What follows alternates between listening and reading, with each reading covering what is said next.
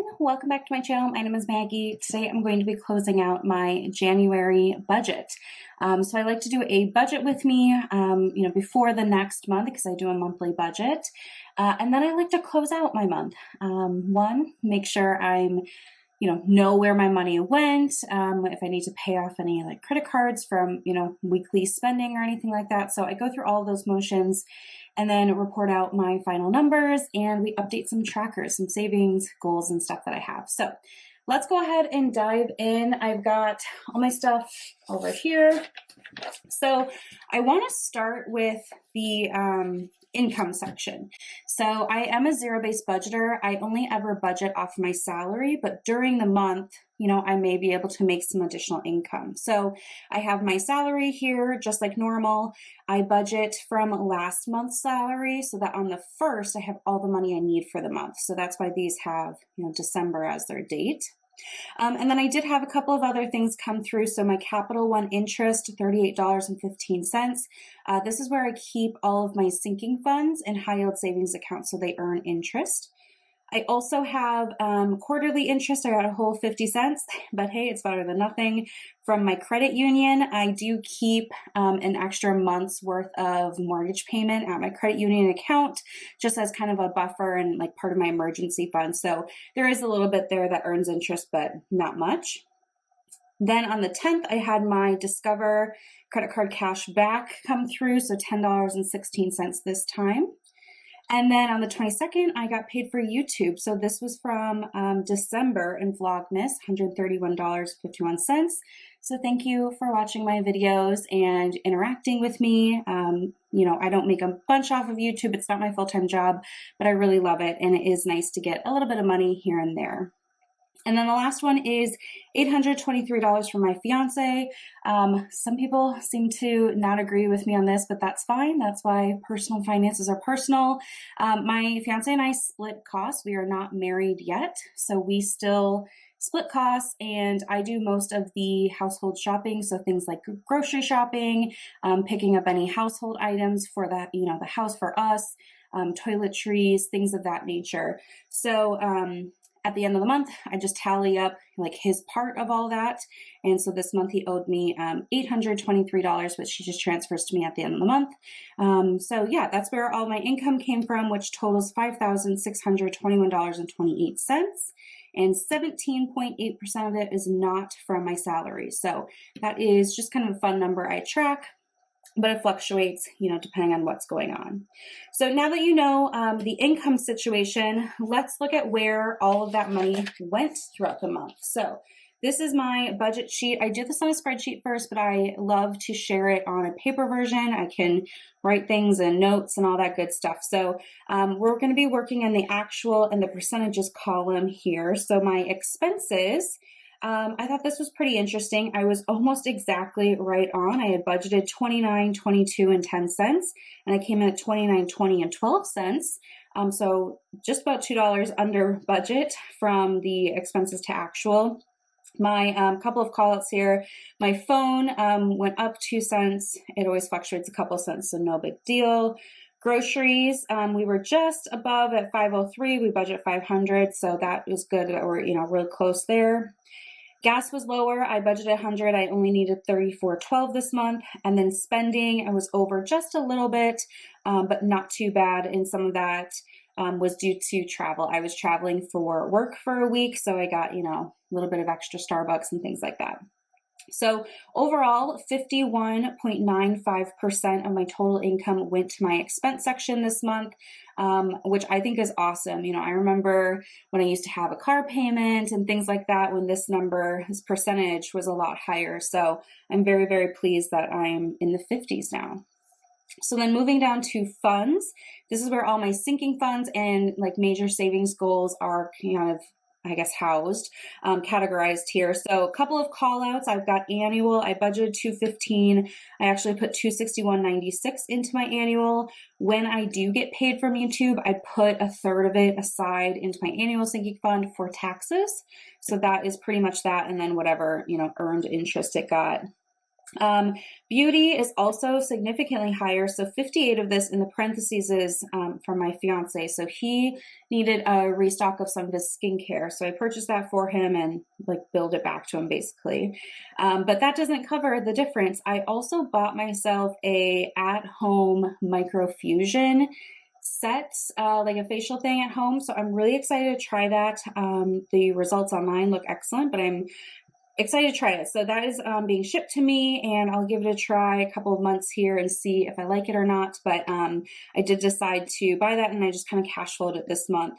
So that's why that's higher. Health is also significantly higher. I budgeted 50 and we spent over just about $400.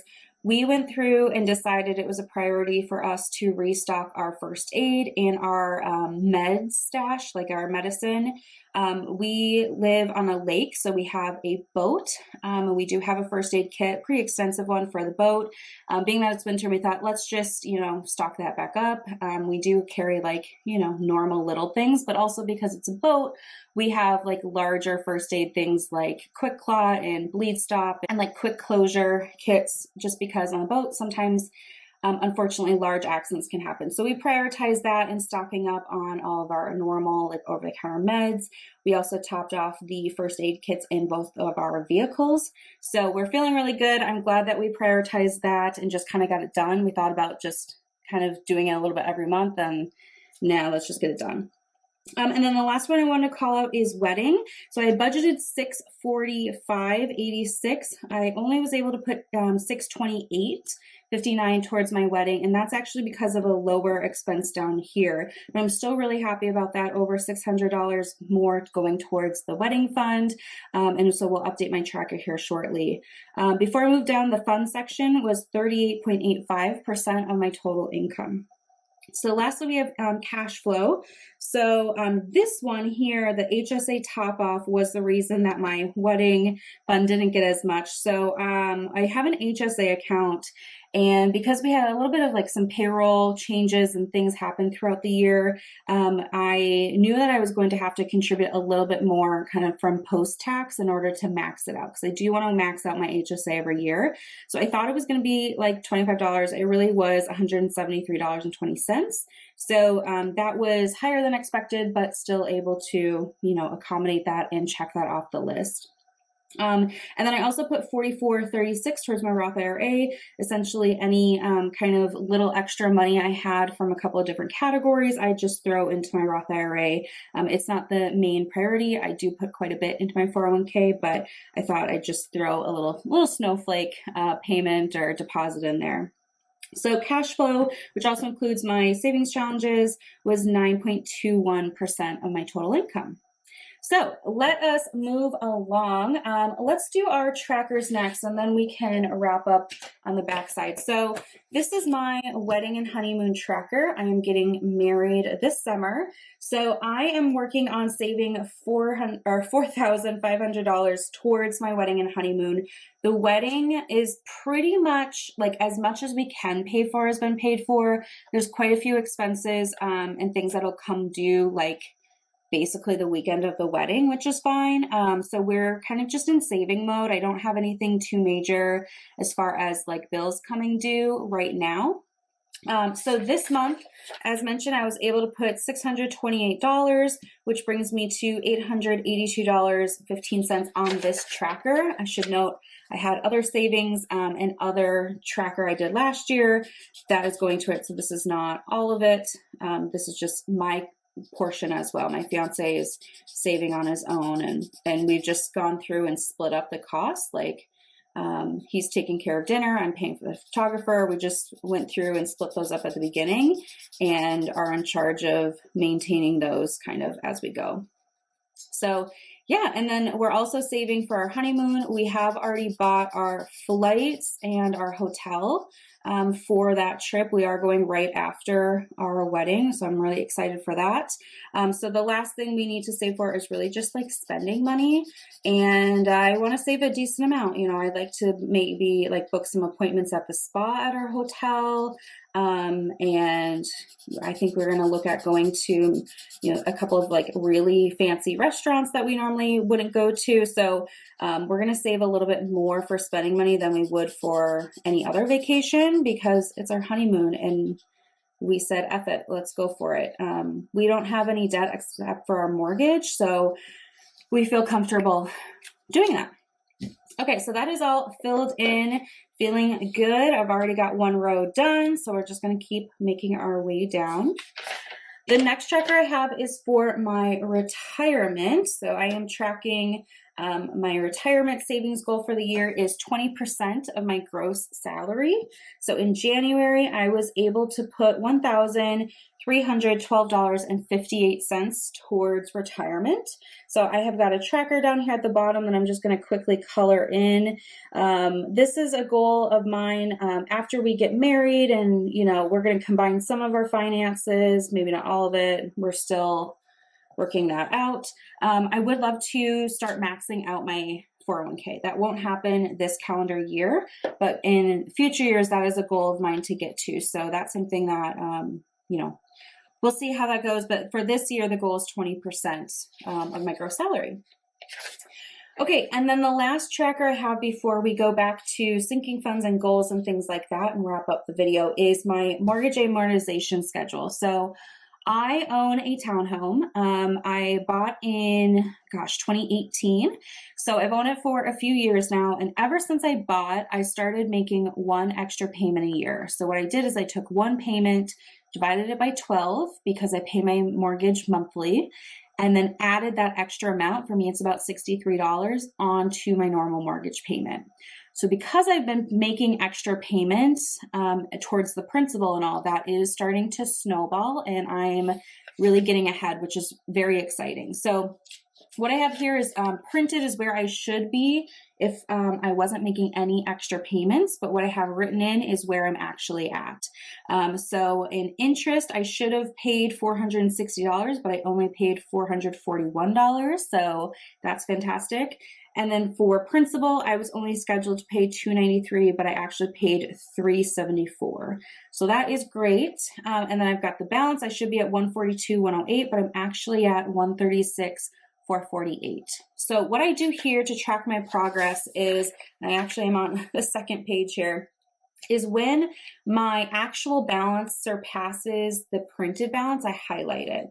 So my actual balance right now is $136,448, and that is in fact lower than $136,677. So I'm going to highlight this one. And new year, so new color, we're going to be purple this year. But $136,448 is not quite lower than $136,366. So I can only highlight one this time.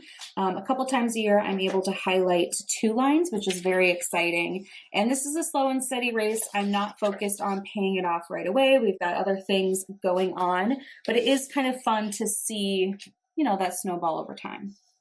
Okay, I wanted to quickly run through sinking funds and then we'll wrap up with goals. So for sinking funds, I mentioned a couple of these things, but annual overall is up compared to last month. My one expense that came out of my annual sinking fund this month was my workout app. I use the Sweat app. I really enjoy it because there's so many different programs, and I just do an annual subscription so I don't have to pay monthly.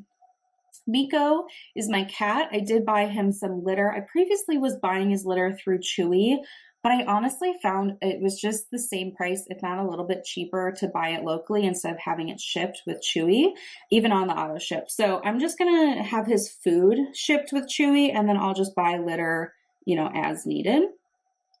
Vacation is up. I didn't spend anything out of that, but I will be spending out of that in February. Beauty, as I mentioned, the microfusion device, nothing out of gifts, car giving.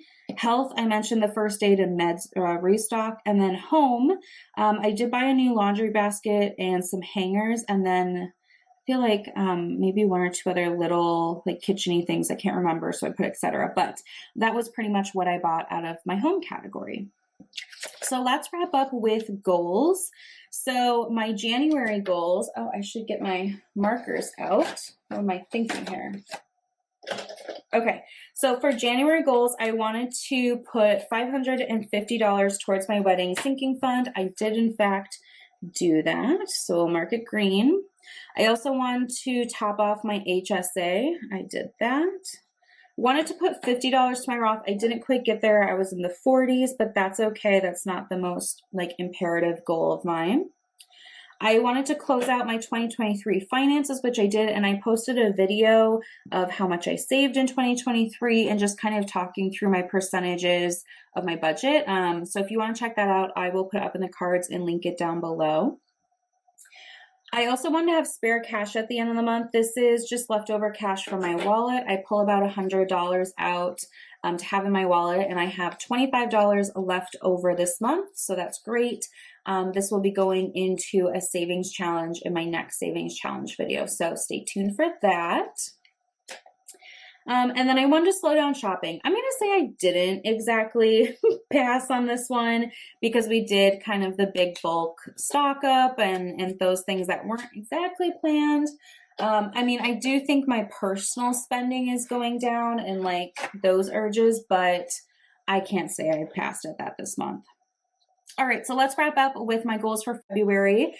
We are going to New York City for a long weekend, so I want to cash flow that. I'll be using my vacation sinking fund as well as my personal spending money. I would like to put $550 towards my wedding sinking fund. Just like last month, I'd like to have cash at the end of the month. And then this is specific. I no more stocking up on anything in February. I easily can talk myself into like, oh, just get a few backups of this or that. And in reality, I don't need anything probably in February. So if I truly run out of something and I need to replace it, I will. But I'd like to give my sinking funds a break and maybe a chance to build up a little bit more. So no stocking up on things. And then number 5, and this might sound silly, but to buy Girl Scout cookies from 2 different girls. So it is Girl Scout cookie season. I think they start taking orders on February 1st, at least where I am. So I want to support 2 different girls in our town that sell cookies. They're in different age groups and stuff, so it's not like they're directly competing. But I love Girl Scout cookies. Obviously, I think they're tasty. I also was a Girl Scout growing up for a few years, so I remember the good old days of cookie selling. And I think it's just kind of a nice thing to do and teaches, you know, those girls a lot of different life skills like counting change and, you know, talking to adults and things like that. So that's something I'd like to do this month, buy a few boxes and try to source it from 2 different girls. So that is it for January. January is officially closed. I'm so excited to have good progress here on my trackers, and I'm looking forward to seeing what progress I can make in February. So thank you so much for watching. I hope you enjoyed, and I'll see you in my next one. Bye.